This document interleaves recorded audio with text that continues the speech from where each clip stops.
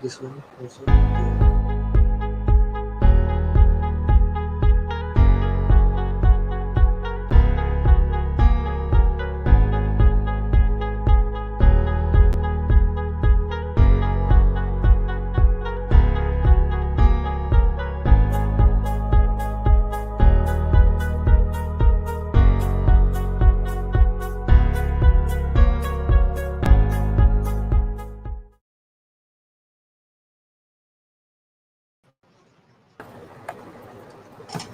Yeah, hi. Hello, everyone who has joined this particular AWS User Group Jaipur, Rajasthan.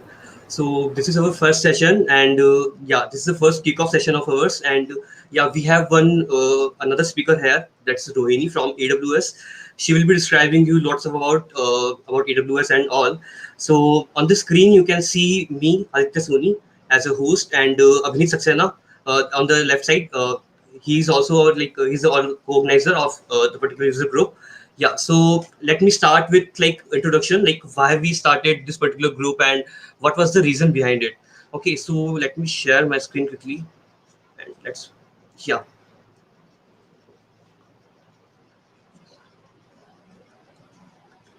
Okay, so hope you all are able to see my screen now. So basically, why we started our particular AWS user group, that's the reason. So basically, in Rajasthan, there was no previous any group for AWS or user group, I can say. So let me tell you a story, a bit story about me. So I'm from Jaipur, from AWS Jaipur. I studied there, and then I comes to Red Hat. I'm working at Red Hat now. So basically, when I was in Jaipur, so I faced a lot of time issues, like there was no user group Jaipur, or there is no AWS community whom we can just reach out, or whom we can just take a step further for our learnings, or what about our questions, or we want to learn something, then how we will get it through. So basically, that's why we reached out to AWS and got this particular permissions to start a user group in Jaipur. So that's how our journey begins. So yeah, so this is a particular user group where you can learn anything to everything. Okay, so this is not bound to AWS. We will just give you session according to AWS. AWS will be there because it we will include that particular thing, but you will get a lot of things to learn, like DevOps, cloud, anything extra. We will where you can integrate AWS. Okay, so let's suppose if you want to give something, talk about it, or if you want to learn something, and if you want to volunteering also, if you are interested in same, so you can reach out to us. We will get to, or we will provide some help to you. Yeah, because this is a thing that is for you, and we have created this for everyone. So basically, let's suppose if you are a student, or if you are just working professional, or let's suppose if you are not working at all, you are just a sales people, okay, and you want to start with cloud. So the cloud thing is now for everyone. It's not bound to any technical person or any industrial or IT person. Okay, so if you want to start with it, so we have access for you, or we will provide some things for you. Okay, so there is nothing like you can't learn it, or you can't get started with it. Okay, so yeah, that's how it will goes. Okay, so I just want to quickly share some things, like what are the uh, agenda for the today. So basically, we have the team, because if we have started something, then we must be started with a team. So our AWS user group have some organizer, co-organizer, and we have a particular team with us. So let me share you the team. So basically, this is our team. So as you can see, that's one, that's me, Aditya Soni. So I'm working at Red Hat as a ATSE. Okay, so I'm working in OpenShift team, and yeah, that's all about me. And if you want to check something of any of the team member, you can just go to our LinkedIn profiles that we will add in the description after some time. Okay, so you can just go through there. That's Abhinit Saxena, he's co-organizer, and he's working at Amazon as the cloud support associate. And yeah, he's the these we all are just working together to get it done, or to get to succeed with it. Yeah, second is Seema Saharan, he's working as an application developer at IBM. Yeah, she has one YouTube channel also, Bash Human. You can just go through it. There's a really beautiful content of by her. And there's Ashutosh Saxena. He's also cloud support associate at Amazon. So yeah, this is our particular team. And yeah, if you have any queries, you want to speak at our event, you want some suggestion to give us, just check the description. There are Google forms are available. So just fill it out, and we will get through. We will get over to you. Okay. So we will reach to you. Okay. So let me share one thing also to you. That is okay. So let me remove my screen. Yeah. So let me start with the particular thing that is. So we have our speaker with, we have our speaker Rohini Gaonkar with us. Okay, so let me introduce her first, or let me start or add to stream. Yeah, so I think Rohini is there. So you can all see Rohini from AWS there. Okay, so let me quickly introduce them. Then we can just start with the presentation or whatever things we have. Okay, so I think so this is the VW. Hi, welcome Rohini. Thank you so much for honoring our event. Not an issue, not an issue. Thank you so much, first of all, for doing this. And I'm amazingly happy about the reach you guys have. And within just few weeks or days, you guys have so many Yeah, members in your UG. That's really great to see all of you. And I'm happy to see all the hellos in there. Let me just share my screen quickly. Let me do that. Is that okay? Cool. Yeah, so Rohini, let me introduce you first. So Yes, yeah, please so go ahead. Rohini Gaonkar is yeah. So Rohini Gaonkar is senior developer advocate at Amazon Web Services. She brings over a decade of experience in IT industry, primarily focused on cloud computing technologies. She is working with AWS since 2014. She has worked on multiple roles, including solution architect, and being a solution architect, she has solved lots of problem of business and handled them to be on the live environment, or I guess the production environment. Okay, so she is actively involved in cloud native DevOps container spaces, and she has been leading conversations with business and industrial and on sides of innovation. She's passionate about sharing her experience on building architectures with best practices. So a little bit more about is like her is like that when he frequently speaks at conferences, communities, meetups, online events, and you can catch up later with her on LinkedIn. And she has one personal YouTube channel also, so you can catch it on that. I have checked that, and there's really beautiful content you can find there. Yeah, so let me start with Rohini. Yeah, Rohini, go ahead, please. And yeah, thanks a lot for joining us with the session. And if any joining, you have any of the questions, just put it out the chat, and our team will just get recognized with Rohini at the end of the session. So after the Q&A, like we have one quiz also for you all. So there you can just check it out and just go throughout the quiz. And if someone got the winner, then we have some awesome swags for you. Yeah, so Rohini, please start. Awesome. I was like wondering how long you're going to talk nice things about me. That's very rare. Thanks a lot, Aditya. This was really fun to see so many of you joining in. So Aditya has already talked about me. So let me still mention a bit more about myself. So the reason I'm doing this is not because I want to be like, hey, look at me. The reason is if you have any questions, if you want to be motivated, about your career and how do you do things, you can definitely reach out to me. I do have a YouTube channel. I talk about training, I talk about solutions architect as a role, I talk about different roles at Amazon itself, and I'll be doing more content there. Maybe I will be experimenting. This is just me who started recently, so I'm just still experimenting. So let me know how things are going. And it's going to be a year for me. Actually, it's a year for me as a developer advocate, and I'm more like an evangelist here at AWS. And keep sending your questions. Sign up for my YouTube channel after this. Right now, don't go anywhere for the next 1 hour. We're going to talk about AWS or cloud in general. So before I start my session, now you've heard about me, you've heard about Aditya, you've heard about Abhineet and Ashutosh, and I do want to know a little bit about you because I see a lot of you on this stream. So can you all just go to slido.com, and the pin is 8521. Just go to slido.com and go there and answer 3 questions. I have only 3 questions, not more than that. I just want to know a little bit more about who is in the audience.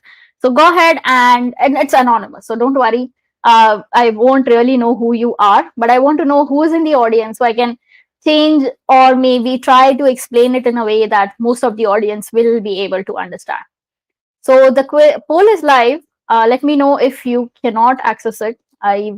This is the first time I'm actually trying Slido, so let me know. Just go to slido.com, key in 8521, and yes, I see some responses coming in. So I'm just going to keep this in for another few seconds, and then I'll have another question pop up. I see 3 responses. Wow, okay, everyone's doing fast now. Awesome. So I see a lot of students here. some developers, some software engineers, some architects, some entrepreneurs as well. That's awesome to know. Okay, so I have few responses. Please keep keying in your responses. I'll keep that poll live. And there are a few other questions as well. So I'm just going to see if those polls are live and you can respond to those courses as well. Okay, so I see a lot of students in the comment group. So thank you for joining, first of all. Awesome. Okay, and let's see level of usage of AWS. How much AWS you have been using. Okay. Okay.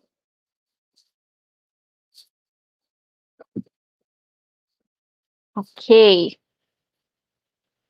Interesting. So majority of you have just started exploring AWS or have been using it around 6 months of your time. So I will try to keep it a bit little simple according to that. Awesome. So I think 50% of the audience has just started playing with it. There are lots of students, 60% of students actually in the group. So that's awesome. And I see a lot of architects, consultants, developers, and IT industry. So that is awesome. So thank you, first of all, for giving me all of these inputs.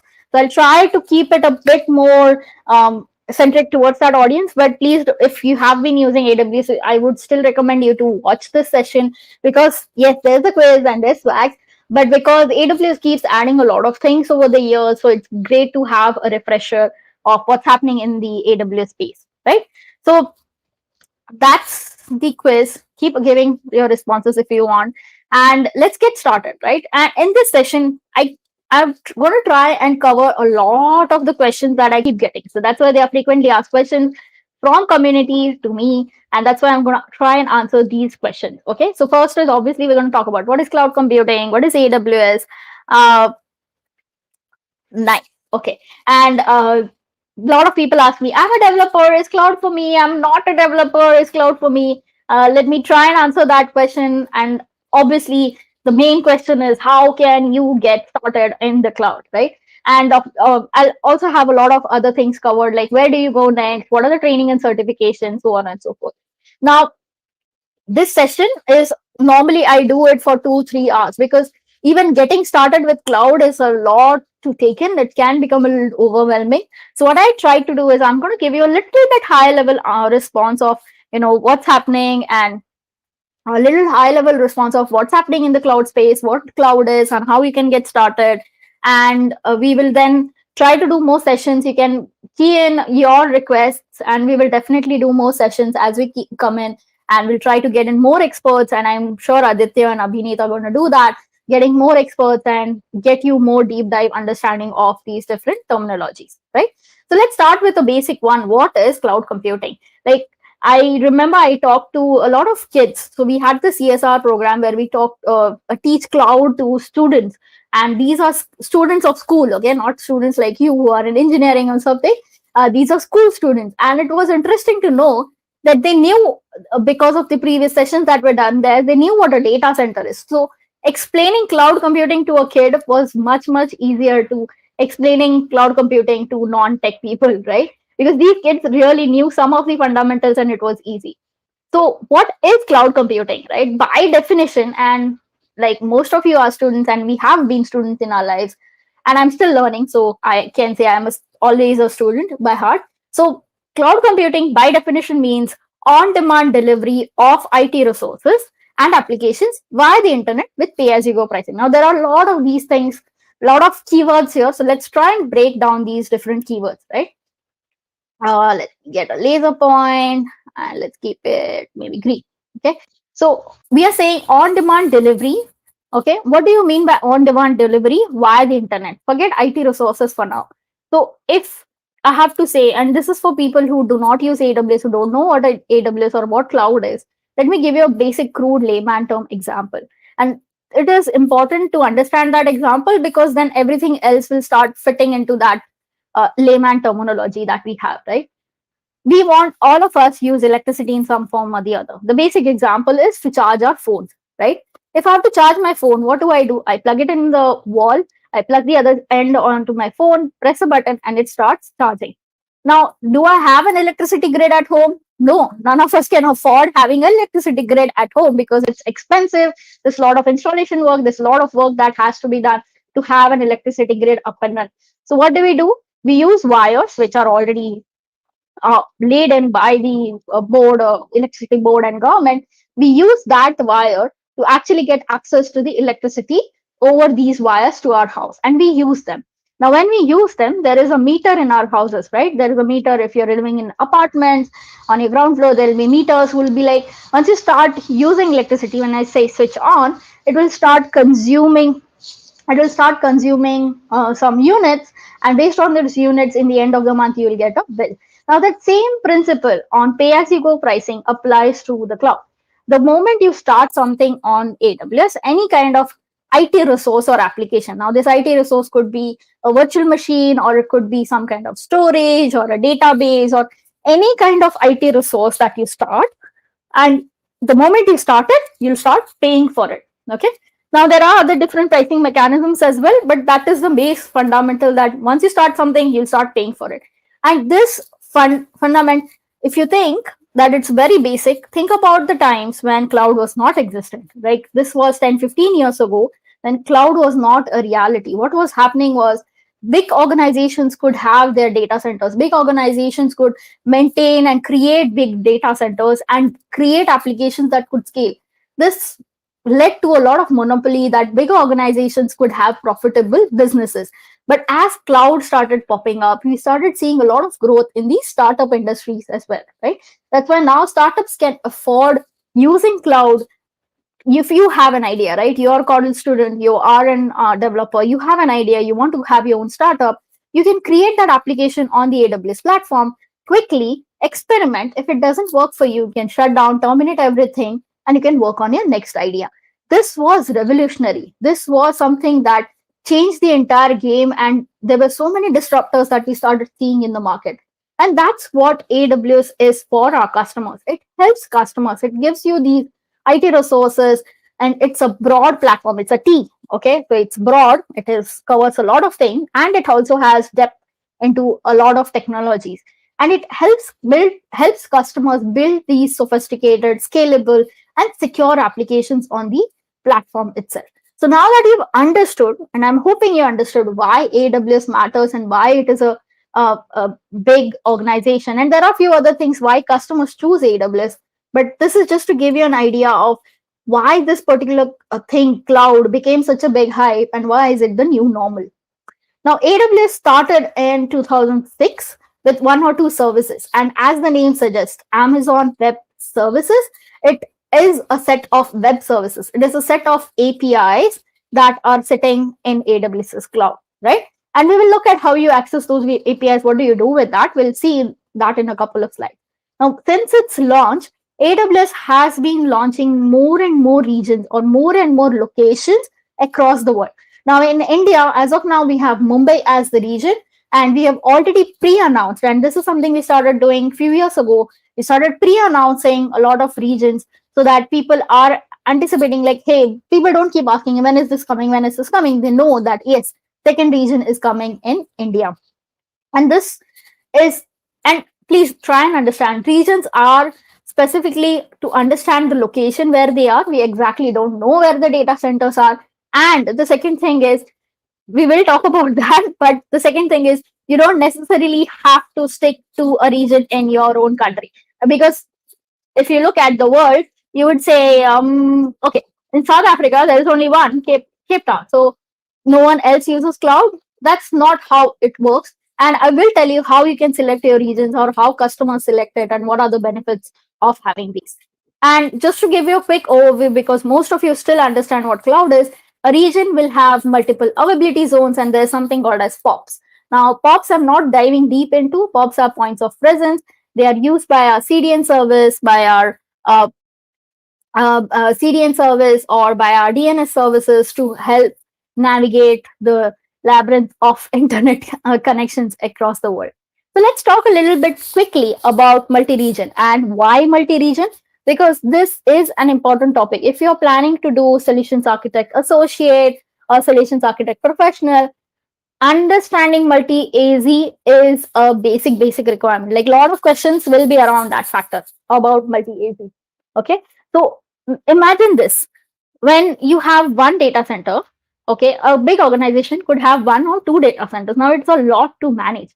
But at AWS side, what we have done is, when we started with the cloud, we started with this thought process of having high fault tolerance. That if something fails, our systems should be able to tolerate that fault and recover from it quickly. So that's why we always thought about high availability, high fault tolerance, and all of that. So how do we achieve this? Imagine one data center and another data center. Now, if you have two or more data centers, a cluster of two or more data centers forms one availability zone. Okay, and a cluster of two or more availability zones, and now we have a mandate of having like three availability zones whenever a new region comes out. But cluster of two or more availability zones is called as one region. So there's a cluster of data centers form availability zone, cluster of availability zones form region. So what happens in that case is, if you have application that is hosted in both the availability zones, and if either of the availability zone, in spite of all the redundancy and everything that AWS has taken care of, if the availability zone fails, your application, even at degraded performance, can continue running from this other availability zone, and you can continue scaling in another availability zone. And this is one of the best practices for hosting your applications, for your databases, for anything that you're doing on AWS. Go ahead and start using multi-availability zone. Okay, so that is one of the best practice I have given you, and that is also one of the things that comes in your solutions architect exam. So how do you decide which region should I use? Now, typically the first thing you would think is whichever is closest to me, right? And of course, latency requirement is one of the important things. And latency doesn't necessarily mean distance. Okay, let me try and answer that in a simple way. Okay, my mouse starts behaving a little weirdly nowadays, but bear with me. Now, this is a third party website. Okay, this is not an AWS website. This is a third party website. Now, what they've done is, from my browser, I can send an HTTP ping to these EC2 instances that are running in this third party's account. Okay, so it's just sending a simple HTTP ping from my browser to these different EC2 instances. Now, hoping you can see what's happening here. Mumbai, obviously, because I am based out of Mumbai, and Mumbai is the lowest for me, like it's giving 8 milliseconds. Now, if you think geographically, okay, I'm not so great at counting destination, but I would say Singapore seems to be more closer to us than the other regions. But if you see that internet latencies are different than our geographical latencies, so you could use websites like these, third-party websites like these, to understand what is the lowest latency that I'm getting from where I am, to understand which region you would select. Okay, and that is not the only thing. There is second thing is, there is data residency laws. So for example, for any financial institution in India, should host their data in India only. They cannot have any financial data that is that of Indian citizens outside of India. Remember, so many bans happen on certain applications, and so many issues are raised on security. All those are data residency laws. So that's why you need regions in that country if that country enforces these kind of laws. The third thing that you would consider, if you don't have these, right? If you're a student, if you're just playing around, if you don't have to worry about data residency laws, then I would suggest you to look at this aspect of selecting a region, that is cost. So if you compare all regions, all services will have difference in the cost. So for example, EC2, which is Elastic Compute Cloud, which is our virtual service in the cloud, that service itself will have price difference from how we price it in Singapore to Mumbai to US East. And there are different reasons why these pricings are different. But if you compare, US East 1 will always be the cheapest region compared to any other region. So if you're experimenting, if you're playing, if you're doing something, I would recommend you to go and select that region instead of selecting something that is closer to you, unless you are testing something around latency. And finally, availability of services. Whenever we launch services, we try to have them across all regions, but we don't. And there's a reason for that. If you are interested to know that, let me know in the comment section. I will try to explain that. But there are you can select that across the region. And finally, there is a feature called as disabling your regions. And this is a fairly new feature. It's required because sometimes, you know, what happens if I'm working in Singapore or Mumbai region, I'm not going to open, I don't know, Cape Town region at all, right? Why should I open Cape Town region and I'm not going to create anything? But it may happen that someday by mistake, I'm in a shared resource, shared account, and someone has gone and created something and I'm unnecessarily paying for it. Or there have been certain instances where certain accounts have been hacked, what whatever reasons, or team members have gone rogue and started Bitcoining on AWS. So this does happen. So try and disable regions if not required. So the main question, I am a developer, is cloud for me? I am not a developer, is cloud for me? The answer for both these questions is yes. Cloud is for everyone. And this is what I say to everyone who asks this question who is in a tech industry. Now, why is that? Cloud or AWS provides you services in different domains, and these are not even service names. And don't be scared if you're already scared. Don't be overwhelmed or scared. AWS में इतना सारा है, ये कब पढ़ेंगे, इतना सारा करना है. Don't worry, you don't have to know everything. Come on, none of us. I've been with AWS for 7 years. I know there are a couple of people in your UG leader team who are from AWS. If you remember all the names of the services, 200 plus, it will be a big blessing, right? You don't have to know everything. You have to know what you have to work with. Now, all of these things are like your Lego blocks. India में तो इतना हर बच्चा खेलता है कि नहीं पता नहीं, मैंने तो नहीं खेला, बट लेगो ब्लॉक्स होते हैं कि you know, you join them and you create some kind of design out of it. So it depends on what design you want to create. Do you want to create a car? Do you want to create a plane? And you get those parts and you create that design. The same principle applies at AWS. You pick and choose what you need. There are too many options here. You pick and choose what you need for your particular use case and you build your applications. Now let's navigate through this plethora of services, right? The first is infrastructure. We talked about regions, we talked about availability zones. Points of presence, we'll just park it for now. The next is core services. Now, if you are going to be working with a company who is going to work on AWS a lot, then my suggestion is to focus on core services and the security services. So the best thing about these things is there is a lot to study here. Okay, there is lots of services, there is lots of services having lots of features, but focus on few core services like EC2, which is our virtual servers, RDS, which is like a relational database service for services engines like MySQL, PostgreSQL, SQL, MS SQL, and so on and so forth. Or look at storage services like S3, Simple Storage Service, or EBS. So look for few of these components and know your security services, the basic security services. I think that is a very good start if you want to go for a solution architect as a role in future, or do you want to give an examination? These are the very few core services to start with. Now, we will look at few services from compute. So bear with me. There are few services with storage and databases. I will try and give you a little bit of insights into these and not go completely deep. Okay. Oh, great. And there are a lot of other things. We have people from Japan as well. That's amazing. Thank you for joining. And there are security services. Security is very important. I do have some slides on that. There are management tools, there are analytics, DevOps, mobile services, IoT, machine learning, hybrid architecture. Someone talked about migration in the chat. We have a lot of services doing a lot of different things. And you can pick and choose these services based on your use cases. And important part, why I said core services is because almost all of these services are built on these core services. So AWS builds more services based on our core because our core has been there for a long time. It's a very stable, very reliable, very highly available infrastructure. And we build our own services based on that. So we eat what we cook or something like that, right? So there are a lot of services that you can look at, and we'll look at few of them today. So how do you access cloud? Remember, I said it's Amazon Web Services. So yes, there are APIs which you can access via a few tools. Some of the tools that I've mentioned here, there's definitely more than these. But first is the web console, and I will show you how the web console looks like. How do you navigate the web console and so on and so forth. there is a command line tool. You can install CLI on your local terminals or in your IDEs, or you could use terminals, or there is new service called as Cloud Shell, which is also giving you a CLI in the browser. So you can start using that. You can use IDEs if you've been using Visual Studio or IntelliJ or Eclipse or whatever. You can start using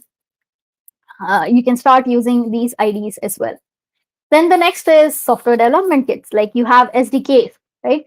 And if you are a developer, the reason I said yes, developers, this is an amazing space to be in, because the possibilities are limitless, like what you can create. And you don't have to stick to what AWS provides. AWS supports a lot of languages, so pick and choose your language and start building your applications on that. And finally, infrastructure as code, and we're moving towards architecture as code with something called as Copilot. But infrastructure as code is more like, you can, instead of going to console or writing these commands, you can now write template files, and you can give it to services like CloudFormation or Terraform. And you must have heard these terms somewhere, right? So you can use that to create your infrastructure. But finally, you're writing code, which will then generate provision your infrastructure. So let's do this. Let's quickly look at a couple of things. Okay. The first thing, and I've already shown you this. Sorry, my mouse. Okay, it's back. Once you log into AWS, this is what your console is going to look like. Okay. You may not see recently visited. You may see something like this. Not recently visited like this, but because I've been using AWS for a while, I see it like this. Okay. The first thing you do is click on services. Now, if you are someone who likes looking at this, whatever it is, you can go ahead and find your services there. It's very difficult. You can also favorite your services that you're going to be using. But the best thing is go here. This is very recently added. Okay. So go here, type your service, or you could even say, let's say, virtual servers. Okay. And it should actually show EC2. So that is some of the things that I'm working on. But you can start searching of the services if you know that, hey, I want to use EC2, which are virtual service in the cloud. Can I click on this? And it will take you to the EC2 dashboard. Okay. Now you can, with one quick thing, you can see that, hey, how many instances are running and blah, blah, blah, lots of things to look for. Let's do something simple. Let's launch an instance. And what I mean by instance is, this is, for example, if this is an AMI, okay, this is an Amazon Linux, choose an AMI, Amazon Machine Image. Now, if you have worked before on creating ISO images, if you know what ISO images are, you remember we used to take ISO images of our machines and then put that anywhere, and we are back in what we used to do. So this is similar to an ISO images. So these are ISO images of different operating systems that AWS updates and maintains at their end. So you can look at these different, and yes, Amazon Linux too. There was Linux, but now we ask customers to use Linux too because it's an upgraded fancy thing. But it is an operating system that AWS has. This was something we launched very, like reInvent 2020. We announced macOS support on AWS, which is like the first ever anywhere. So you can also launch macOS on AWS. Please look at the pricing before you do this. Don't blame me if you start getting charged for that. Okay. Then there is Red Hat. There are other things. Let me show you quickly.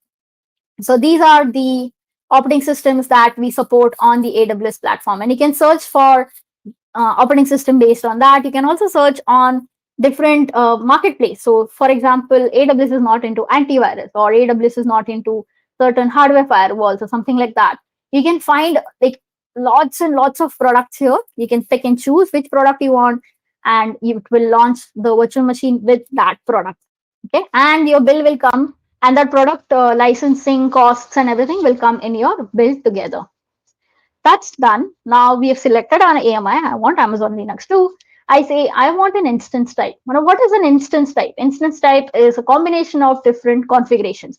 Configurations of what should be the CPU, what should be the memory, what should be the storage, what should be the network performance. But most importantly, it is what should be the family. Now, if you click on this, you can see there are so many families in AWS to select from. Now, why have we done this? What these different families show is the different use cases that you want to use them for. So for example, general purpose are for, a balance. They provide a balance of compute and memory and networking. So they are optimized for a quite a balanced use cases that you want. But compute optimized, and you can see these features here. Compute optimized are ideal for compute bound. So if your application is, for example, like web servers or gaming servers or ad servers, you would want to go with something that is compute bound. So you would select typically any instance from this range, right? And similarly for memory and so on and so forth. The reason it says R is because of RAM, and M is general purpose. Sometimes it gets confusing, but that is how it is. And then there is fun about T2 and T3s. If you're interested, just go ahead and watch it. So you can select what you want. I'm just going to go with the free tier, and we'll talk about free tier. So don't worry. Next, I can say I want one, I can say 1,000, I can say how many number of instances I want to launch. Of course, it's a new account. You can't launch 1,000 instances. You will have something called as soft limits on your AWS account.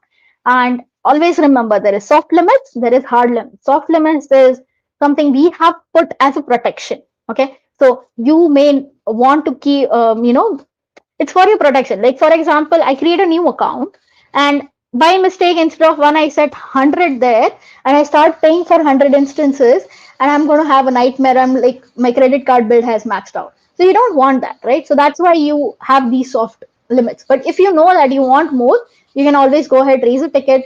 There is an SLA of 24 hours. So don't expect it to be increased like in a minute. Okay. So plan for things way ahead if you want these kind of limits. Okay. So that is an important thing. Someone said, I remember the UI of console. Definitely, this is much, much better.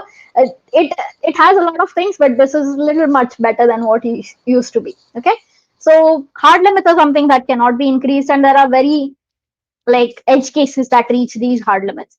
Next is VPC. I am not going to talk about VPC in depth because I do cover that in my longer session of the same session. So today I'm doing a 1 hour, but we do have a 2 hour plus session where we go deeper into what is VPCs and the networking aspects and S3 and CD, and we go like deeper into all these demos.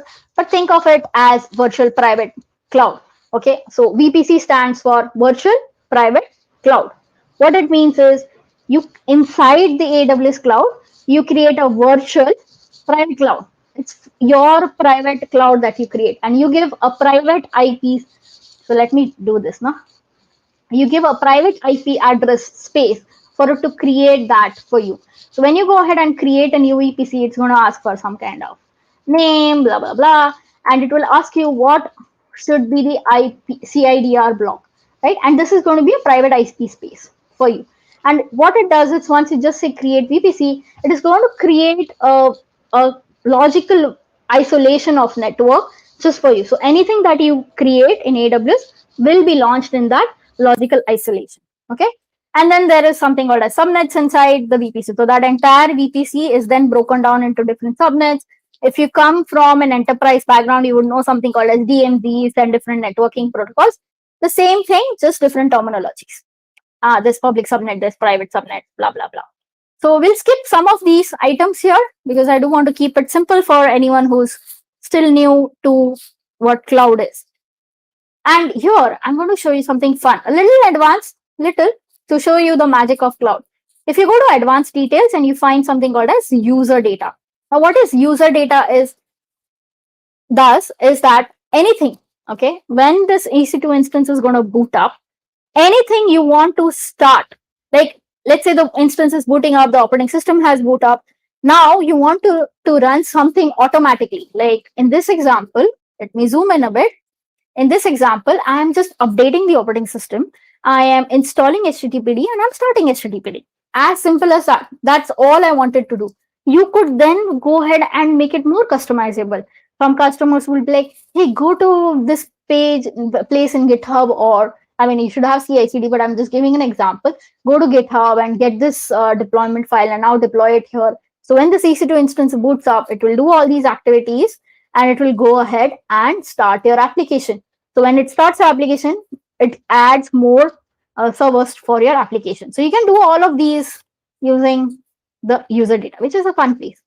Then you go ahead and add more storage. Now you can add, basically this is like If you're working in Windows, it will be like a C drive for your application, right? So you could have a root volume and you can add more, like I think up to 30 free tier, up to 30. So you can add more as you wish, right? You can change the size.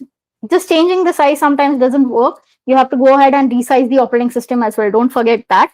And finally, you have different types of volumes. You can select whatever. I'm just going to keep it simple. And then you can also select, do you want to encrypt this particular volume or not? Tagging is very, very important. Please don't forget to tag your instances. The reason for tagging is you understand in your report, where is this pricing coming from? If you're working in a multi-user environment, you'll know who started this EC2 instance. Is it a production, non-production environment, and so on and so forth. It's a very good best practice. There is an entire documentation on tagging best practices. So please go ahead and we can have one session on that as well. Finally, there is something called a security group. Now, these are nothing but firewalls. Okay. And if you're working for any certifications, remember there are two. Okay, there are more, but remember the basic two firewalls in AWS. One is security groups, one is network access control list. Security groups are stateful firewalls, network access control list are stateless. This question comes in your examinations, so please do read a bit more about security group versus NACLs and where you would use what and how do they complement each other. In security groups, now let me give you an example. If it's Linux, okay, and if this is Linux, by example, and you have something called as IP tables. Now, if we had on our machine, we would install IP tables, we'll configure them as a firewall. But for that, I have to go inside my EC2 instance and do it again and again. So to ensure that customers can have more layers of security, easy way of managing this, and in production, you don't have to log into your EC2 instance, we get something called as a security group wrapper. Okay.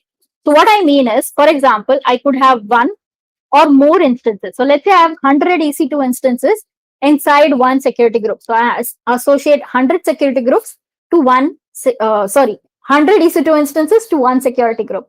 Now, if I make changes for that security group, let's say I I add a rule for HTTP. So for HTTP, it should be from anywhere, and this should only be from my IP address.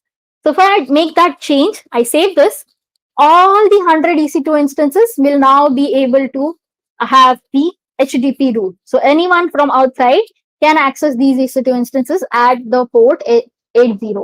Okay, that's what it does. So as a best practice, you have to do layering. Don't just use the default security group, please.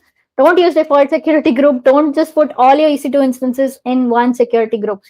There are some best practices. There's some fun things you could do. You can layer them out, like web server will have different security group, database server will have different security group. My database can only be accessed by the web servers and by no one else. You can do all these different layering inside your security group, right?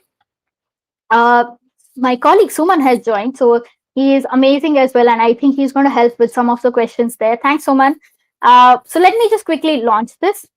Okay, go ahead and launch.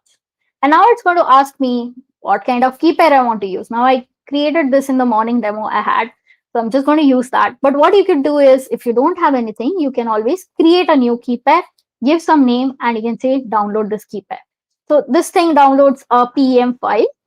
What I'm doing is I'm just going ahead and I'm using one of the keys. And this is required if you want to connect to that EC2 instance. Let's look at the launch log. You created security groups, blah, blah, blah. You initiate complete. Awesome. Now let's go and view these instances, right? It's not going to come here because, okay, so let's close this. So this is the EC2 instance I just launched. It's in pending mode. It will take a couple of minutes for it to, okay, it's already gone into running mode, but it will take a couple of minutes for it to do 2x2 checks and install HTTPD and so on and so forth. So what I've done, I've already created this for you like a good chef. Okay, you can see that it was launched in the morning. If I go and see the get system log, you can see that it did install HTTPD for me. So it did update everything and it did another episode, blah, blah, blah, and it go. So this is good if you want to debug a little, like what was happening. Sometimes EC2 instances can fail. So you can know what was happening and why it failed that particular installation. Okay, let's go. What I'm going to do is I can just open this address. Okay, this is the public IP for that instance. It has public IP, it has public DNS, private IP, private DNS. Why did you open again? Okay, public, private, everything. You can find a lot more information here. Let me show you this instance, and it's not going to open on HTTPS because there's no key. But yes, on HTTP, you can see my Apache has opened up, right? So that's me without going into that EC2 instance, without configuring it, it's automatically done using my user data. A lot of information here. Let me show you something quickly. So you can find security information, again, the same things that we added, networking, storage. Now, let me take you to monitoring. Now, AWS does something, uses something called as AWS CloudWatch. It's our monitoring service. Okay, remember Cloud Watch. So it's a monitoring service, and it will show you the CPU utilization of the EC2 instance. It will show you networking. It will show you disk, anything that the hypervisor. And if you want to know what a hypervisor is, we'll talk about that separately. But hypervisor is something that abstracts the physical hardware to our virtual machines.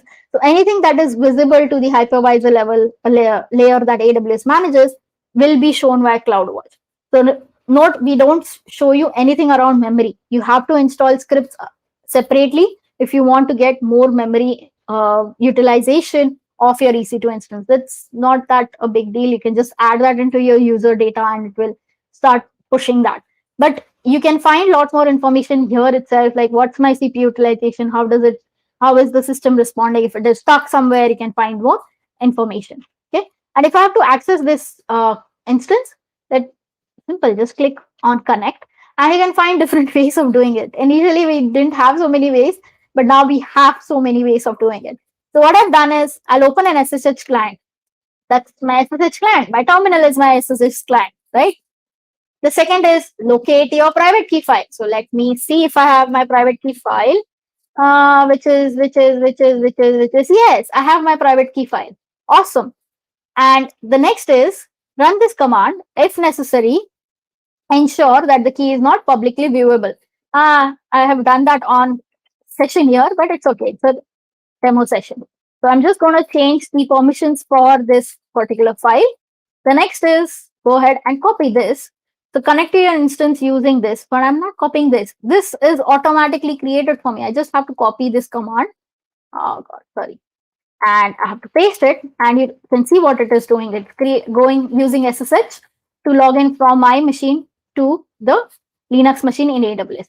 So now if you have been, let me do this first of all. Let's finish this.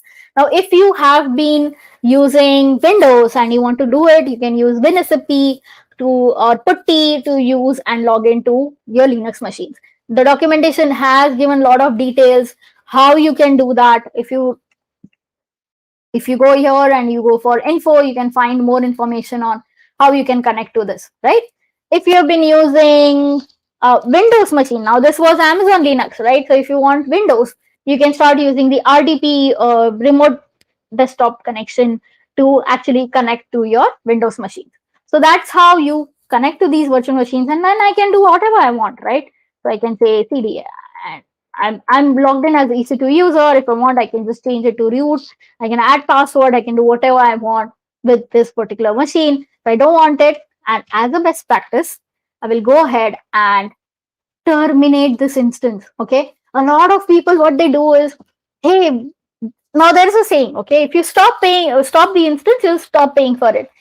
It's true, but with a little bit of a catch. If you stop the EC2 instance, you will stop paying for the compute, the data transfer, or the network, but you will still pay for the storage. Remember that 8 GB of storage that we added, or that our machine has, the EBS volume, you will still pay for that 8 GB. So it is good practice, and delete on termination is yes. So go and terminate your EC2 instances once you're done, because that will ultimately stop the billing. Don't miss out on this aspect. So let's go back. I showed you a lot of these things. The next one is our compute options. Okay, and I'm going to try and wrap up a little quickly. So our compute options is, first we saw EC2, which is virtual server, right? So you use virtual servers for anything and everything. I just use that, install whatever I want, and I should be happy. That gives me a lot of control. I have the control of what I want to install, how I want to install, what I want to do with it, full control. Okay.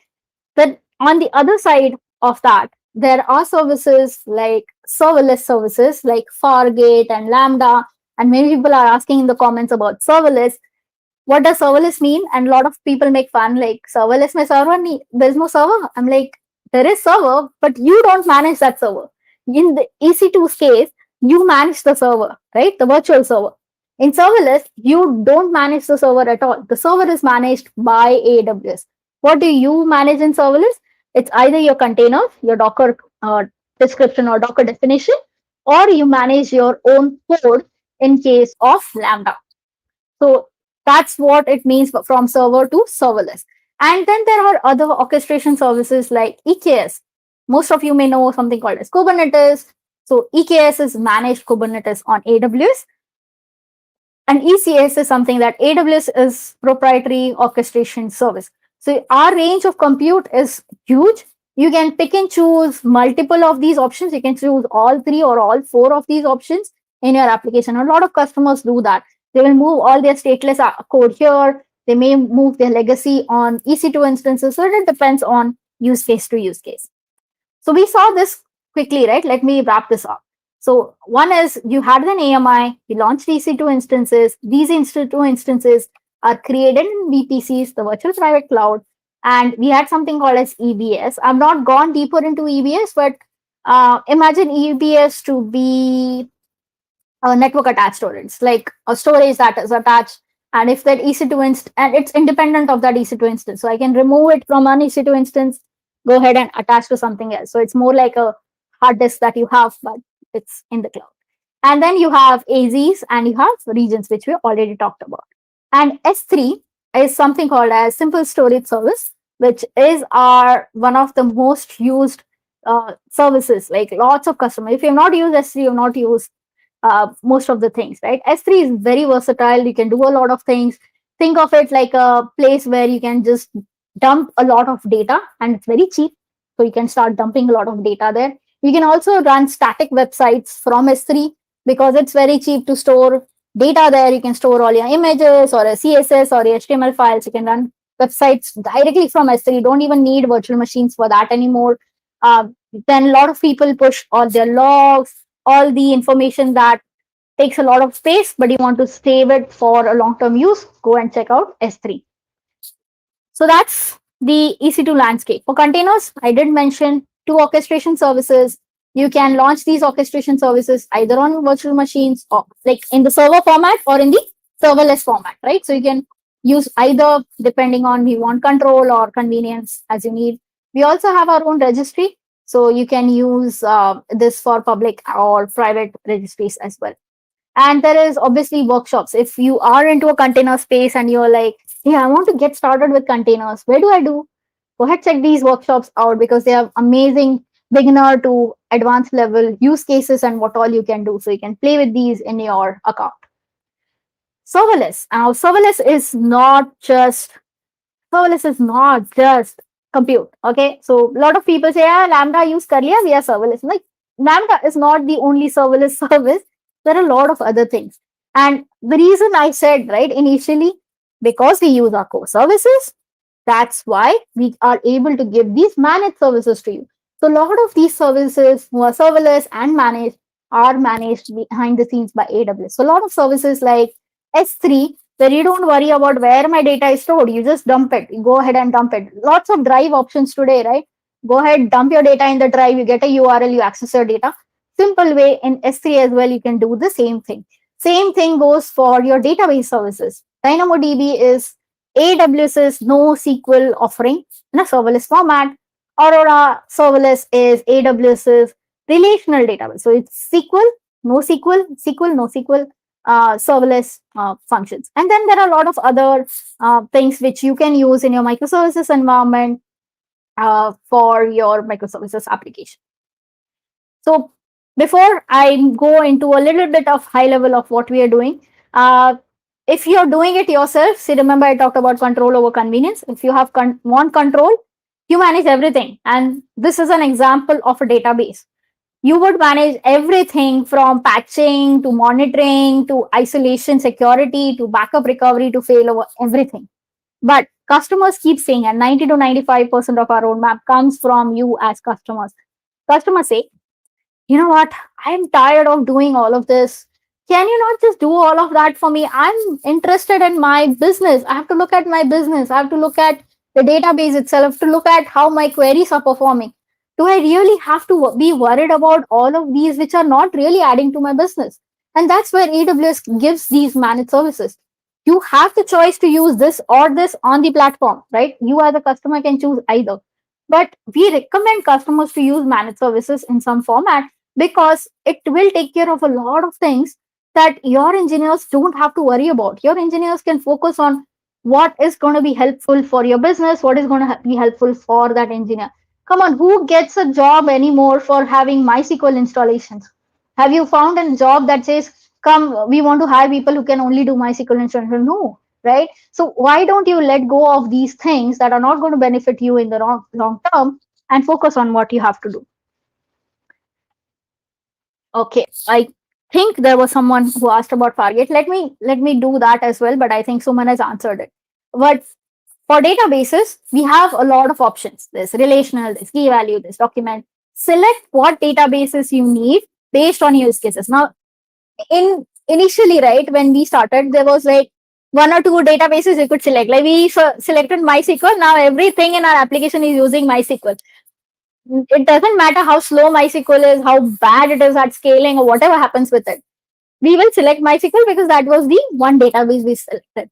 But in a microservices world, each service has an option to select a different kind of database depending on its use case. Okay, let me repeat that. In a microservices world, each service has an option to select database that for that particular use case, for that particular microservice. And that's why we now have so many different kinds of databases and so many different kind of technologies to handle our data, right? Same goes with analytics, right? Data is the new oil. A lot of people over the years now, cloud has made it cheap. Like you don't dump data in your S3 at some cents for GBs of data. It's made it so cheap. People started collecting data, logs data, this data, transactional data, clickstream data, all that data is being collected. Now we are doing a lot of analytics. We're trying to understand what our data says. We're trying to give user-specific behavioral recommendations. We are giving user-specific applications. We are creating applications that are now going to make our users happy, right? So a lot of applications use these different services from analytics to machine learning. Now, obviously, there are so many, right? I cannot cover all of them in an hour. So if you have to look at machine learning also, think about these three layers. Okay, whenever you have to think about machine learning at AWS, you segment all the services that AWS gives in these three layers. What are the AI services? What are the machine learning services? What are the frameworks? If you're a data scientist and if you're a data engineer, you would want to stick to these two layers. Okay, but if you're a newbie, like I'm not a machine learning expert, I'll stick to this layer of AI services. I want to add, let's say, text to speech. I want to add a chatbot functionality, like most of us have Alexa. You want to have that, you can add that functionality to your application. You want to add image recognition, video recognition. You say what? AWS has a lot of services in a lot of different places, right? So let me answer one question that we have about Fargate while I'm on the topic, right? Now, think about Fargate as a serverless option for containers. So in Lambda, the serverless option is for your code. So you focus on code as your unit of deployment. In Fargate, your unit of deployment is not code, but is a containerized application. Okay. So in Fargate, you say, this is my vCPU, this is my memory, this is my container, a Docker file, this is my container. This is like definition of how my container should be. AWS, go deploy, go scale it, do whatever, keep my application up and running. And AWS will take that Docker definition, will understand what is your requirement, will start accepting traffic. And based on how your traffic is, based on the configurations that you have given, it will start scaling that containerized environment for you. It will scale it in, scale it out. depending on your traffic.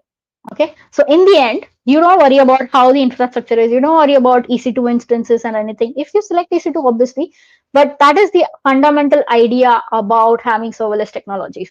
I hope that makes sense. If not, I think Sumana has also added a lot of explanation there. What about security? Important topic. Don't forget security. Security at AWS is a shared responsibility model. AWS is responsible for security of the cloud. We take care of the physical security of the physical data center and anything, compute storage, that database, any managed service that we provide, will take care of that security. You as a customer are responsible for security in the cloud. What I mean by in the cloud, like, am I saying, hey, you put your data on the cloud, now it's your responsibility. If something happens, it's your thing. AWS is just raising their hands. To be honest, that is not what the mindset is behind the shared responsibility model. What it means is, if you keep your data on the cloud, we give you so many different tools, we give you so many different options to select from. And you could be one of those customers who are like the students in this session, right? Who don't really care about security so much. We don't have that kind of data to worry about security compared to that of, let's say, an enterprise customer who has to worry about security because they have data of people and they are being audited for that. So the spectrum of security between these two and anyone in between is different levels, right? So both of them should have options to select of what they want to do with security. So when you come onto the AWS platform, these two understand what security means to you, what kind of data you're putting, and do you need to encrypt it at different levels, what kind of layering in security you're doing, what services you're going to use. Try and understand these different security items, and I have tried to put them in different buckets.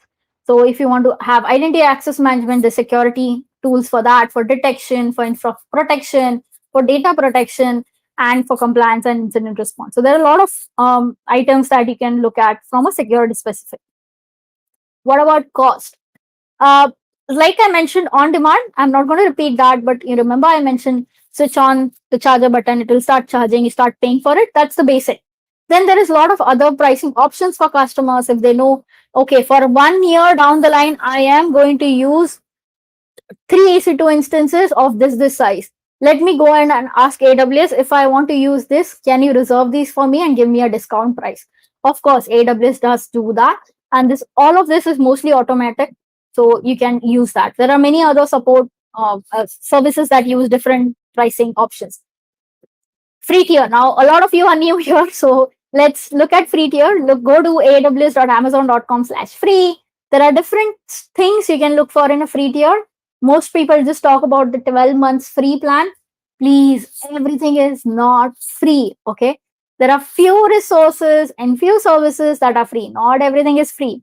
And once you exhaust your free tier, you will start paying for it. Okay. So what you should do is, and there is something free, always free. What you should do is create a billing alarm. The moment you get an AWS account, please go ahead and create a billing alarm, or it's called as budget alarm. Go ahead and set up budgets where you would say, if my account is forecasting at $10, give me a alarm today, and you will get an email alert. You'll get an alert saying, hey, your bill is going this high. Do you want to stop instances, or you want to check out, is your utilization okay? You don't want to max out your credit card bills if that happens. And if you are a student, there is a good news for you. You can sign up for an AWS account using your institute's email ID. So just search for AWS Educate. And if you don't know how to do that, you reach out to Aditya. I think Aditya is one of our Educate ambassadors. Reach out to them. Try and understand how you can get Educate starter accounts.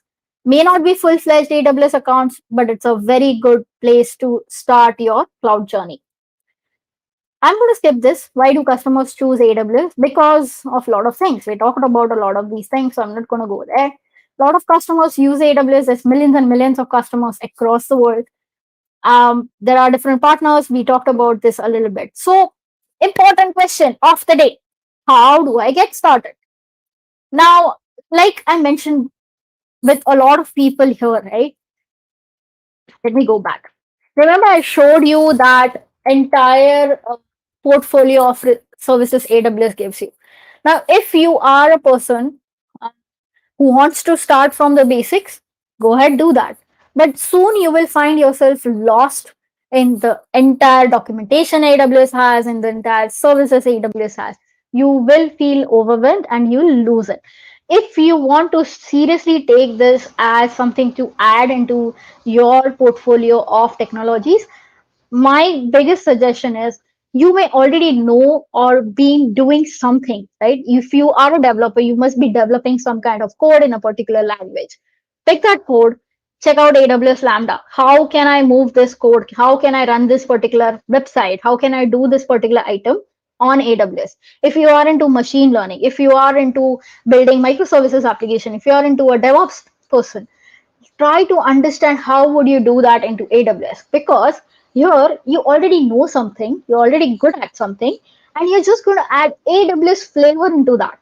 Okay, so the first thing to get started is pick a project you are already aware of and do that on AWS. Okay, so the first thing, and this is almost all customers, okay, these are people who are paying AWS for using resources are using it. They start with a project. The moment you start with a project, you will be more confident about how to use this platform. Then you go ahead and learn about the foundational services, about the terminology of the AWS platform. The more you do that, you learn about the migration aspect. See, you can't learn about migration until you know what you're migrating to, right? So once you do all these activities, a lot of customers then see that there is potential to the cloud and there is what they understand what they want to do and how cloud can benefit them, then they migrate. And then finally, you do your modernizations. You do add a lot more features and lots of fancy things that AWS provides, starts adding that. And that's how you're continuously going to keep learning. And this is what we have been doing. Okay. So it doesn't start in a day. You can't expect that, okay, one day I'm going to read this entire document and I'm going to know what AWS is. That is not how it is. So where do you find these different projects? Lots of material is available on the AWS platform, outside AWS. So you can find a lot on this place, right? Hands-on tutorials or projects. You can see they are marked as free tiers as well. Okay. So if you see something that is marked as free tier, go ahead and check that out, because then that will fit into your free tier and you can experiment. But please do add alarms. Then we have developer centers. We have a lot of samples on GitHub. So if you are a developer and you want to have some samples, check out AWS samples, AWS labs, a lot of samples. This is third-party website, but a lot of workshops here as well that you can pick and choose. Join our user groups. We have user groups across the world. We and have to add more user groups here. Our list of user groups in India is definitely increasing, and we are happy to see that growth. This is your safe space. This is on YouTube. Every user group channel has the YouTube pages as well, and we have an India user group channel as well. So do join these different channels.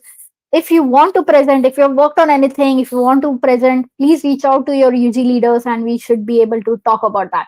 This is going to be a two-way communication. This is not going to be one way that AWS is coming and telling you what to do with AWS. Sorry.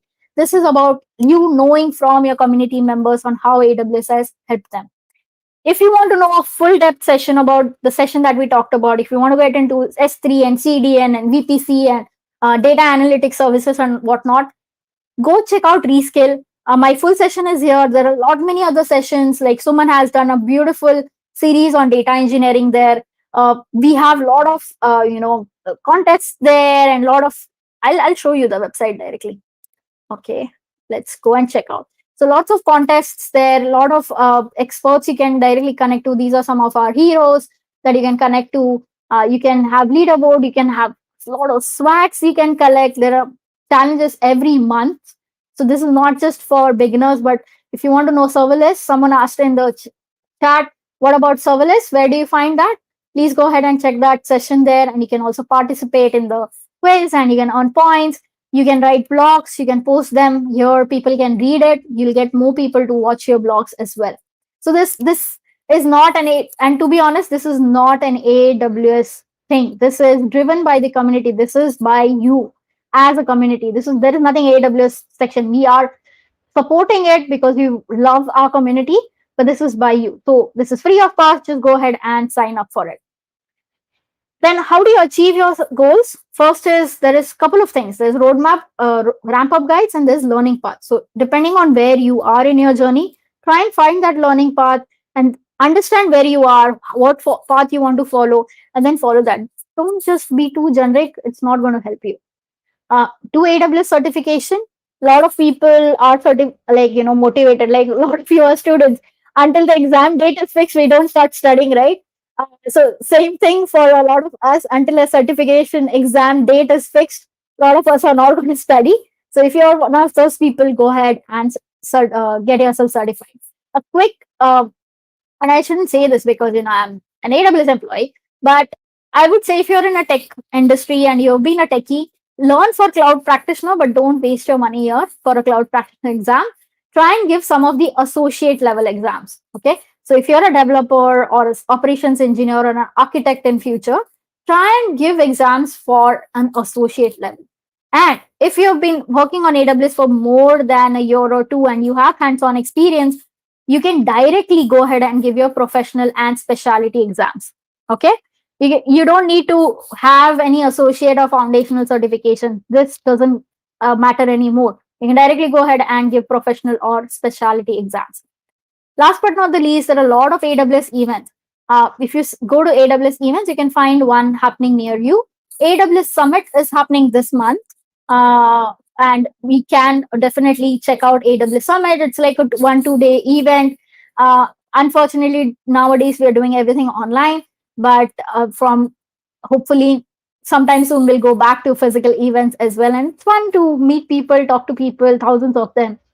There is also Community Day. This is again run by the AWS community. So there are a lot of sessions that come in the community sessions. And then there is other few who are targeted for a few other audiences depending on that. So this is my second last or last slide, to be honest. Next is Q&A. But how do you get into the cloud and how do you make sure that you are successful in the cloud itself? The first thing, know your basics, learn your cloud terminology. That is much more important because then it makes it easy for you to understand what someone else is saying. There are just few terminologies that are specific to certain cloud vendors, but in general, cloud has terminologies and try and understand those. Know your area of tech. Like I mentioned, you could be a developer, you could be into data engineering, you could be into machine learning, IoT. Know your area of tech, then add cloud as a flavor into it. Don't just say, I want to learn cloud, I'm leaving everything that I know, I'm going to cloud. Don't do that. That's not going to help you in the long term. Lots of hands-on practice, lots of projects available. Don't just be the person who's just going to sit and read everything. You'll lose your mind. Do hands-on practice. It's easier to learn. Lots of hackathons, workshops, internship, mentorships, everything's happening in the world. You just need to do a search. Please go ahead and search for it and you'll get it. And last but not the least, like document. Nowadays, a lot of people ask this, right? Hey, I've been certified in AWS and solution architect associate. I've been working on AWS, like I'm learning AWS from last 3 years, but I don't have a project experience. How am I going to switch my job to AWS project? Because without project experience, no one's going to give you a job, right? And it's a chicken and egg issue. It is true that it is an issue and it is a chicken and egg issue, but then you need a way to show your skills, right? So write blogs, whatever small thing you've been playing with. When I started doing this, I felt like, hey, this is the basic, right? Like I did this 10 years ago. Kaun sunne wala? Like who's want to know getting started on cloud? But look at you, 30 of you are listening to me, listening about getting started on cloud. There is always someone who's just getting started. There is always someone who's going to learn from your experience. Start doing blogging, vlogging, have your own GitHub pages, have LinkedIn posts, do whatever it is to do your work, to showcase your work, and be proud about this in your CVs and your resumes. The more hands-on you do, focus on learning rather than getting just certification and then not doing anything about it. Focus on learning, showcase your learning, and people will want to hire you. Next is networking. Feel free to ask questions. Raise your hand. Don't be the one who's sitting in the last corner of corner bench of the room and just quiet. You're not going to learn. You're not going to network. You're not going to be able to find people who can give you much, much better opportunities. And finally, join our communities and do your training and certifications. And you don't have to do training that just AWS provides. There is a lot of third party vendors who give you trainings, and they all have some of the other discount programs now that everyone's at home and it's happening online. So check out few of those as well. So that's me. And if Suman has left any questions for me, I'll definitely check those out. Thanks a lot, Suman. Yeah, thanks a lot, Rohini, for joining in and Have water. giving us a great info about AWS and all the services. And yeah, there's lots of people who joined in for. I can see people from Japan, Malaysia, and from all around the world. Thank you that's so a great much. thing. Yeah, that's around a great thing. And yeah, we have lots of Q&A. So let me in, Abhinita and Ashutosh. So they will proceed with the Q&As. Okay, so I hit to you, Abhinita and Ashutosh. Please take up the questions. Sure.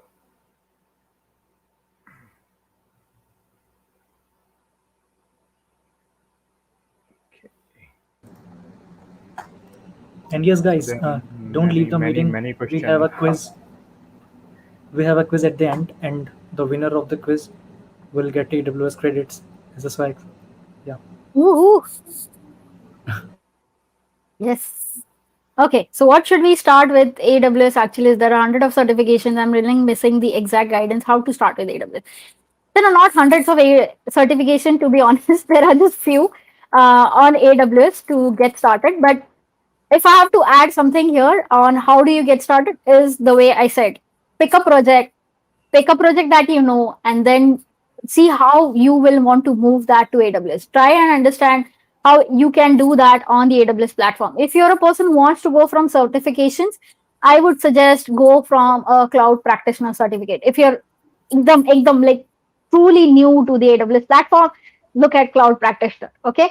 But otherwise, you would want to pick your learning path. You would want to pick where are you, what are you doing? Are you into machine learning? Are you a practitioner? Are you an architect? Are you a developer?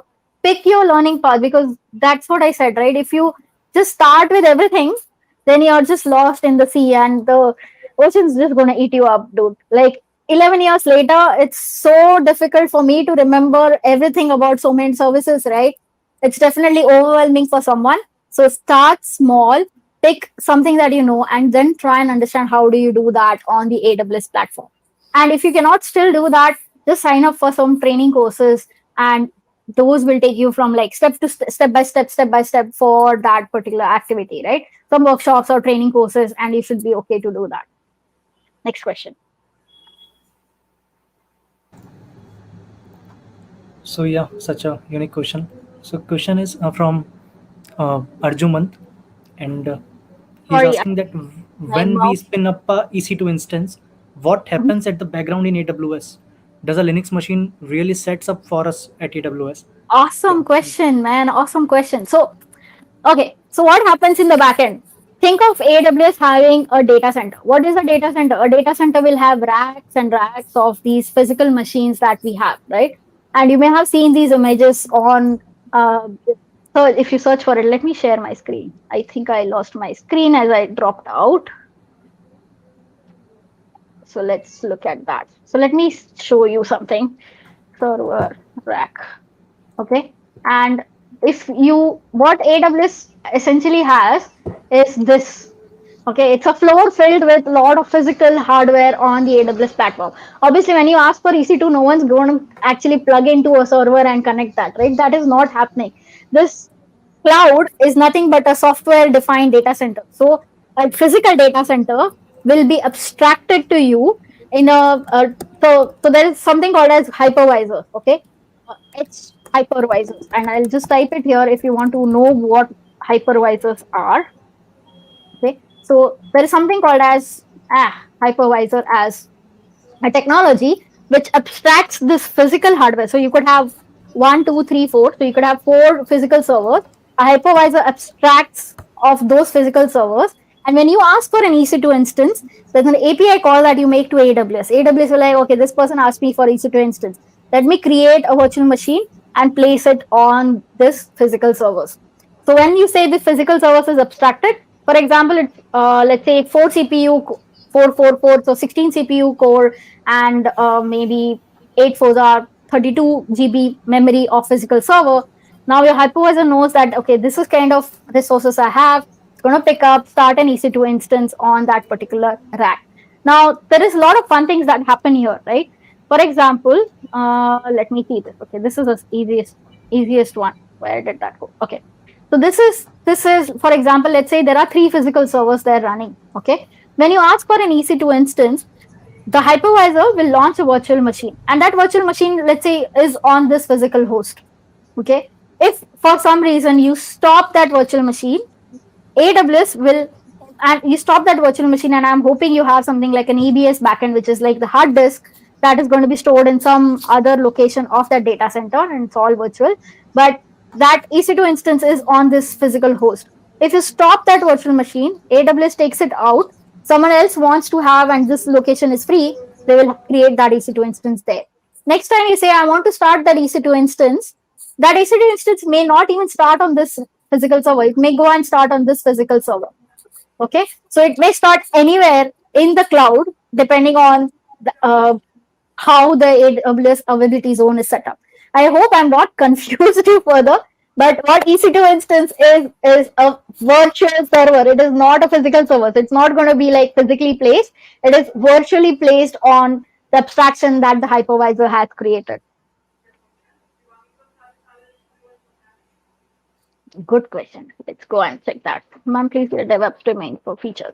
DevOps, you can definitely check out the sessions that we have in Reskill on DevOps. There is lots you can do with DevOps, right? DevOps is not just about the tools, but DevOps is about the cultural practices that you have to follow for being a truly DevOps person. And DevOps has a lot of things, right? From microservices to having the way your teams have been built, the different CI/CD tools that you have been using. So DevOps is lot big, to be honest, to be talked about in just the Q&A section. But I would suggest go ahead and check out the Reskill platform. I'm hoping there is some sessions on DevOps there. Lots of questions. With certificate in AWS helping. Like I mentioned previously, if you're a beginner, just go ahead and study for cloud practitioner.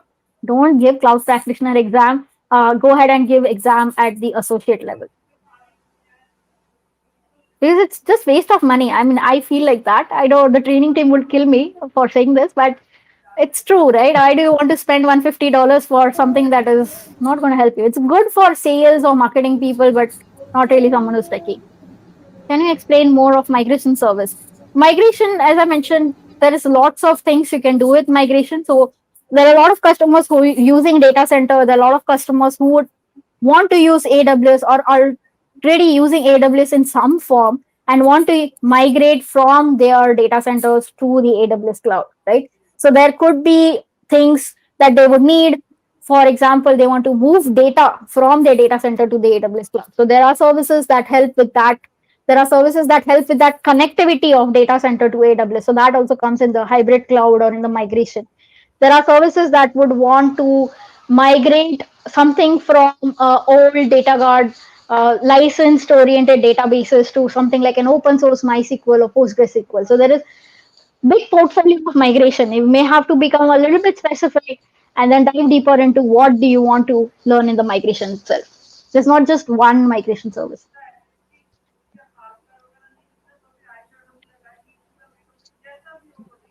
Next, please.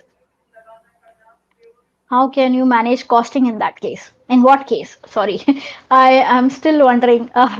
Sorry, I may have lost the context here, but there are a lot of things to manage at cost, and I'm planning to do more sessions and write some blogs on how you can take care of cost. But check out cost optimization if you can. Okay, some more questions on costing.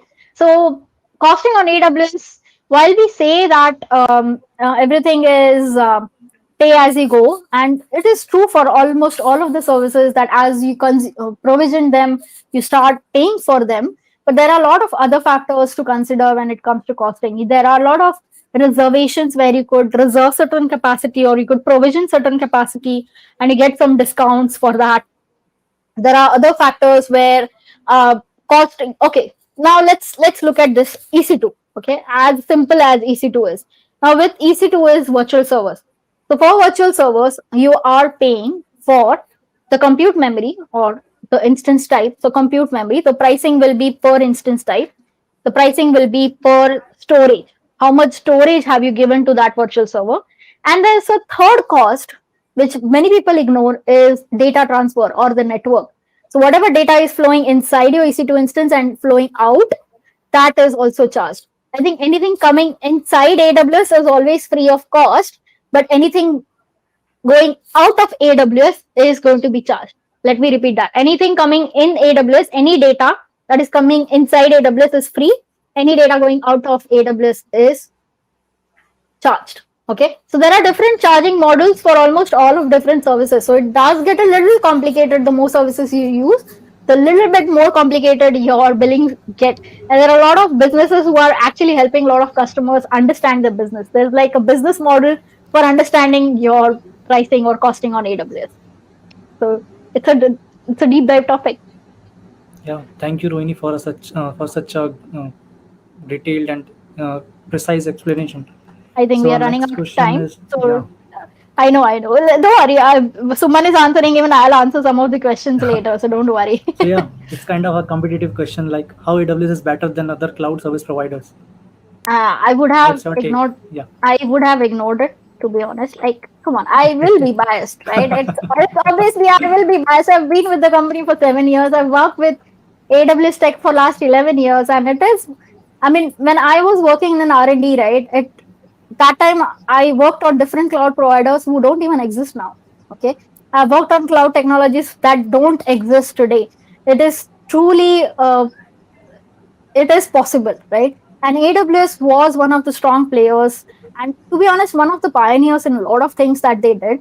So I feel like AWS has lots to offer, especially the core services that AWS has, right? It is one of the strongest portfolio that we have on the AWS platform. A lot of people will only look at pricing. Some customers do this, that they only look at costing comparison, but I always feel there is no apple to apple comparison when it comes to technologies like these. You have to also look at a lot of other things about stability of that and platform, about the security of that platform, about the services that they provide. What are the things that drive that company? Like for me, AWS runs on leadership principles, and I've seen it internally work on leadership principles, right? So for me, I feel like I believe in that company's vision of what they want to do uh, for that client base. And there are a lot of other third party websites where you can check out about a lot of information on the amount of outages a particular cloud provider had, amount of problems a cloud provider had, right? So you can obviously do your own research and consider that. But a lot of customers choose AWS because of these different reasons, and because it's one of the you know, definitely pioneer in a lot of things like serverless. There was a lot of work that AWS put in for serverless. There's a lot of work AWS is adding into. For example, we have our own processors now. We have Graviton. We have our own operating system. We have a lot of things that AWS is pioneering in, right? So there's a lot of work that the cloud provider is adding in, and I think that is why customers choose the cloud. Any discounts or scholarships offered to students for the certification program?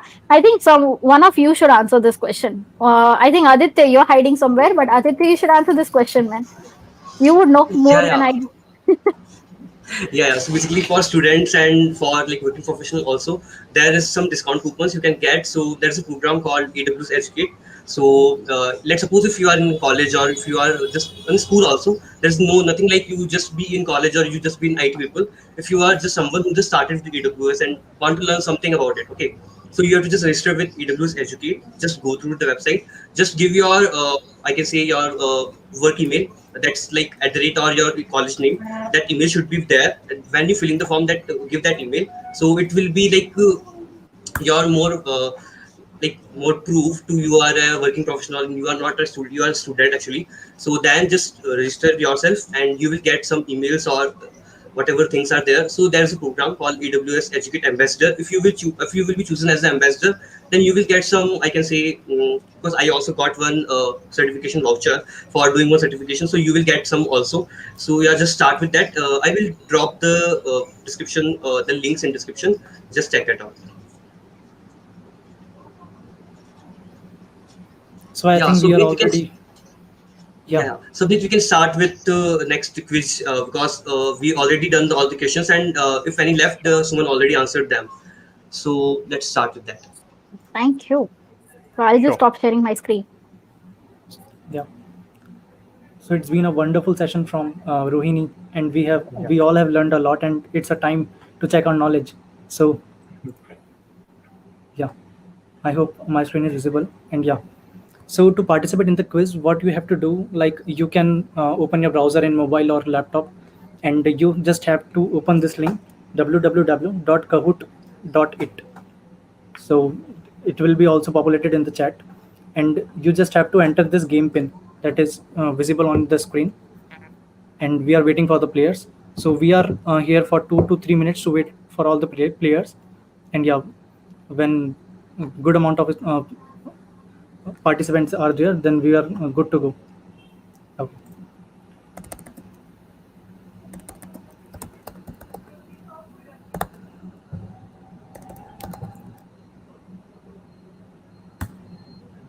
And yeah, guys, please sign in from your real account, real name, Yeah. because the winners of this quiz will get AWS credits.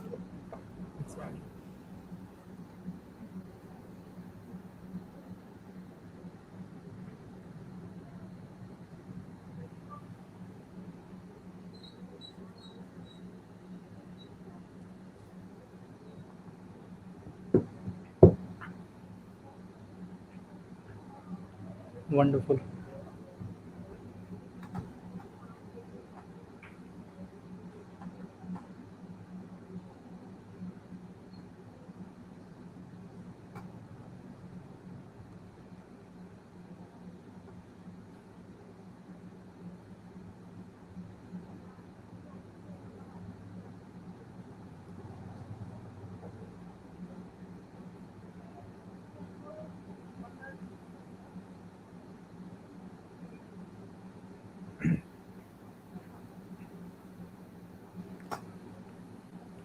Just wait for 2 to 3 minutes more.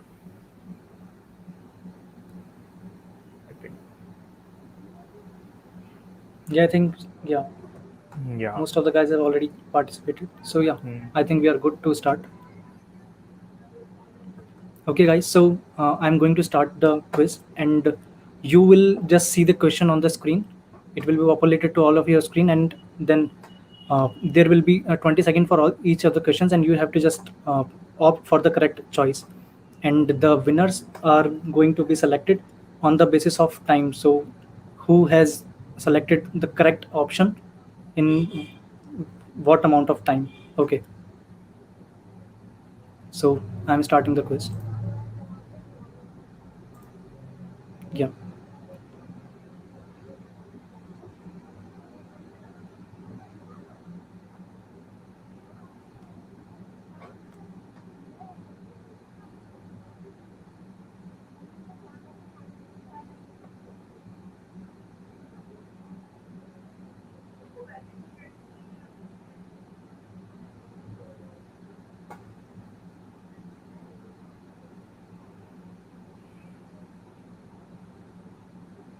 Wonderful.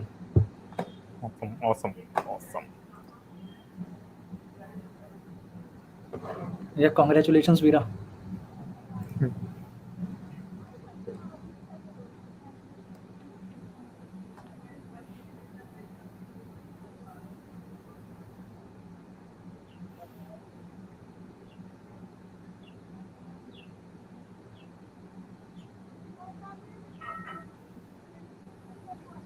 It will be like fastest finger first, like ABC. So you have to be more quick.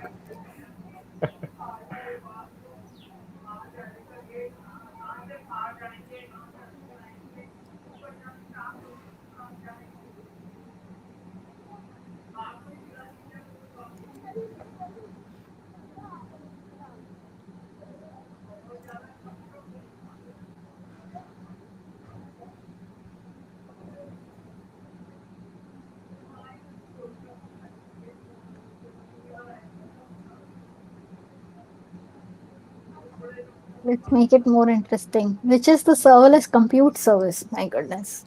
Yeah. Awesome. Thank you, Rohan. VPN? Come on, guys.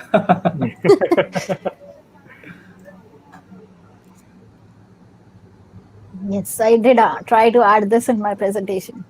Let's see who remembers. Yeah, everything is related to a presentation. Hope so. I am really bad at such yearly things. Even in school, historical questions were bad. So let's see who may actually remembers here. 1911. Woohoo! And someone did click on 1911. Come on. Yeah.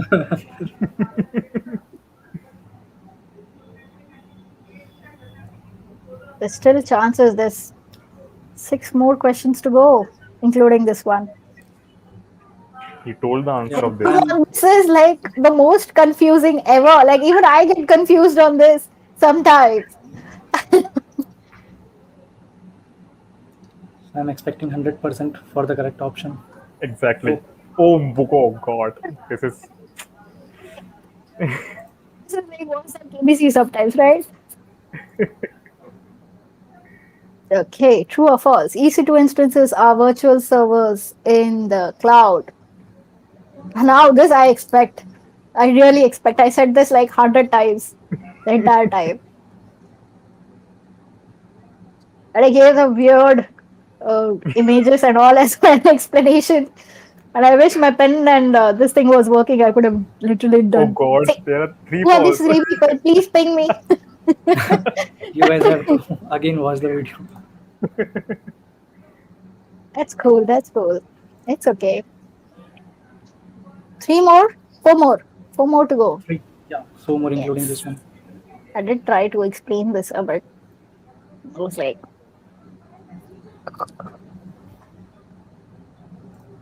watch. Ooh, everyone's answering quite fast actually. Nice. Right. Awesome. Awesome. Wow. Soumya is leading. Full form of VPC.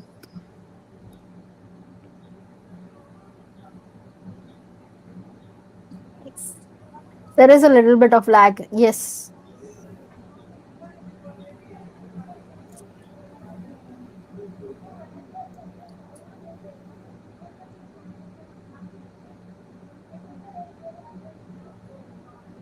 Interesting. Oh, someone has opted for virtual public community as well.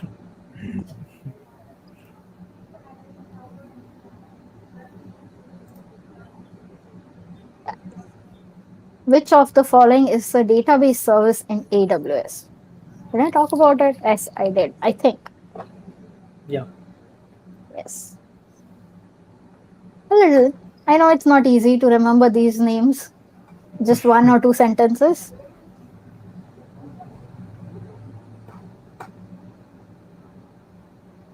Yay! That was great. I got no question. Oh, Oh God.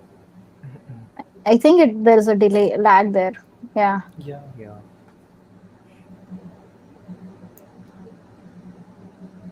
This one will be tricky one.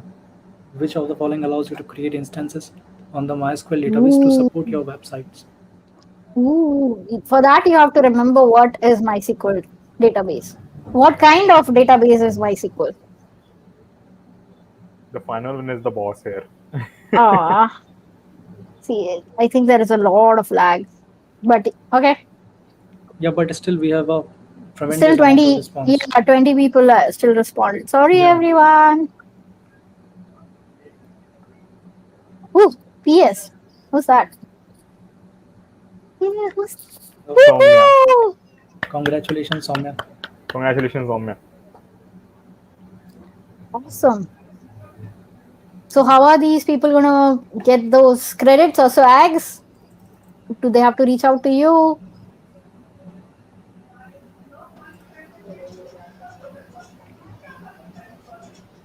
Yeah, so basically, Soumya PS and what's the name I didn't pronounce, but you guys can ping us on our mail ID that I'm dropping in the chat box. Just go through it.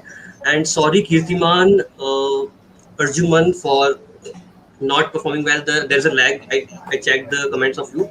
So yeah, we will just check the particular quiz platform next time. We will update it. So okay, and yeah, so we can start with the particular, what I can say, the thanks for everyone for joining. And firstly, I'd like to thank Rohini for joining us, and stay tuned for, like, it's about for 1 hour. We just requested, but yeah, you did for the 1 and 30. Yeah, it's so amazing. I have to talk. Sorry for that. No, that's completely It's great totally overview of fine. Yeah, AWS. there is one more thing is left. So we have our top three winners already, and so we are going to share AWS credits to those. And what about two others? So we have two more AWS credits, and this will be awarded to those who are going to post on LinkedIn. So what they have to post on LinkedIn is, so as Rohini already said, that networking is one of the best thing to your for your constant growth. So you just have to share your learnings from this complete session. You can again go to this video. You can take a screenshot of this. And what was your favorite slide? What where you have learned, and just yeah, you have to just post on LinkedIn. And yeah, don't forget to tag AWS User Group Jaipur so that we can reach out to you. And yeah, top two best post will be rewarded. Yeah. So whatever learning you have just gone through, let's suppose you have just learned a big thing, and let's suppose you have just some particular question, and you just got to resolve that. You have to just mention that particular thing, and if you have more query about this post thing, then you can just check on our LinkedIn group itself. So we have one LinkedIn page that links attached in description, so you can just join there and just join on groups. So there will be more detail on it. And if someone is registered, so we have already sent all the details on registration mail, so you can check that also if you want to. Yeah, that's all I think for today. Yeah, thanks Harish for joining in. Thanks, Yeah, Harish. Thank you thanks a so lot much, Rohini everyone. for joining in. Thank you And so much. yeah, Thank you, Rohini. yeah, so we are just summing it up. Thanks a lot. Bye bye. Thanks a It's lot. been a Bye-bye. wonderful work from audience as well. Thanks.